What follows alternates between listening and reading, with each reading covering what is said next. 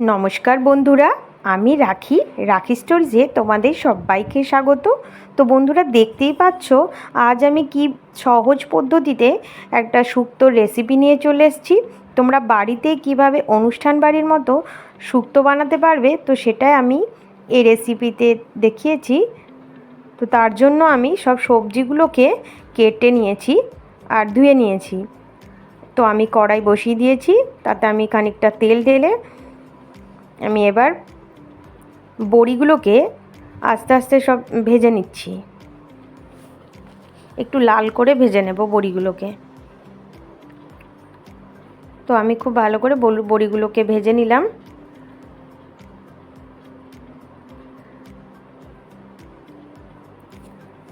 বড়িগুলো ভেজে তুলে রেখে দিয়েছি। এবার আমি সব সবজিগুলোকে এক এক করে ভেজে নেব। তো প্রথমেই আমি কড়াইয়ে আরও খানিকটা তেল দিলাম, তাতে আমি উচ্ছেগুলোকে দিয়ে দিলাম। প্রথমে উচ্ছেটাকে একটু ভেজে নেব। এরপর আমি কাঁচকলাটা নিয়ে নিয়েছি, সেই কাঁচকলাটাকে একটু ভালো করে ভেজে নেব।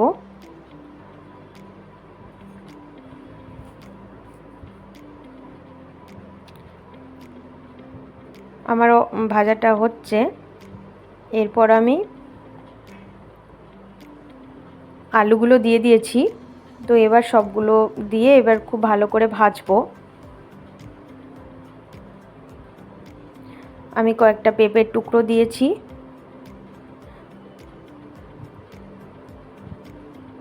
তো পেঁপেটা দেওয়ার পর আমি আরও খানিকটা ভেজে নেব।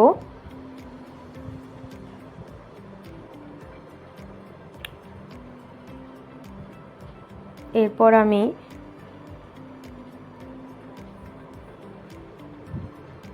বেগুনের টুকরোগুলো দিয়ে দিলাম।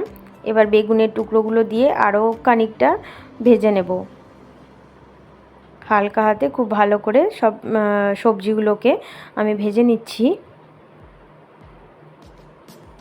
এরপর নুন দিয়ে দিলাম স্বাদ মতো, আর একটু চিনি দিলাম, হাফ চামচ মতো চিনি দিয়েছি। তো এবার এটা আমি মিশিয়ে নেব সব সবজির সাথে।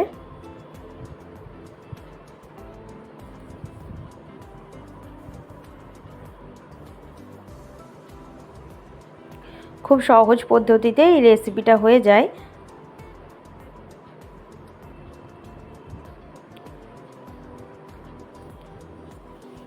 এরপর আমি একটুখানি জল দিয়ে ঢেলে এবার দিয়েছি। এবার ঢাকা দিয়ে কিছুক্ষণ ফুটতে দিয়েছি। এরপর তুলে রেখেছি।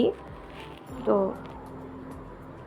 আমি আরও কড়াইটা বসিয়ে একটু তেল দিয়ে তাতে আমি তেজপাতা ফোড়ন দিয়েছি আর আদা বাটা করেছি। তো সেই আদা বাটাটা দিয়ে দিলাম।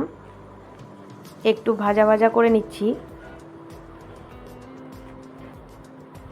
খুব ভালো ফ্লেভার হয়। আর এবার আমি একটু মৌরি গুঁড়ো দিয়ে দিলাম, হাফ চামচ মতো। মৌরি গুঁড়োটা দেওয়ার জন্য খুব ভালো একটা ফ্লেভার আসে। এবার আমি এটাও একটু ভালো করে তেলের সাথে একটু ভেজে নেব সবগুলো।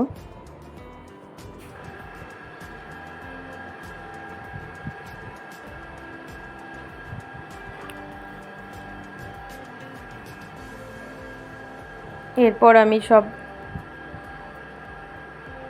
সবজিটা এবার দিয়ে দিলাম। ওপর থেকে বড়িগুলো দিয়ে দিলাম।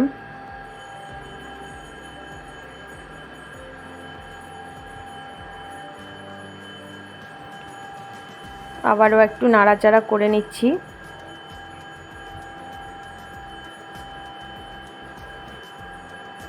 আচ্ছা, আমি এবার দুধের সাথে একটু ময়দা গুলেছিলাম, আমি সেটাই দিয়ে দিলাম। এটা দেওয়ার জন্য খুব ভালো একটা টেস্ট আসে আর কালারটাও খুব ভালো হয়। তো এটা দেওয়ার পর আর বেশি ফোটানোর দরকার হয় না। তো আমার রান্নাটা রেডি হয়ে গেছে। আমার রান্না তোমাদের ভালো লাগলে লাইক করো।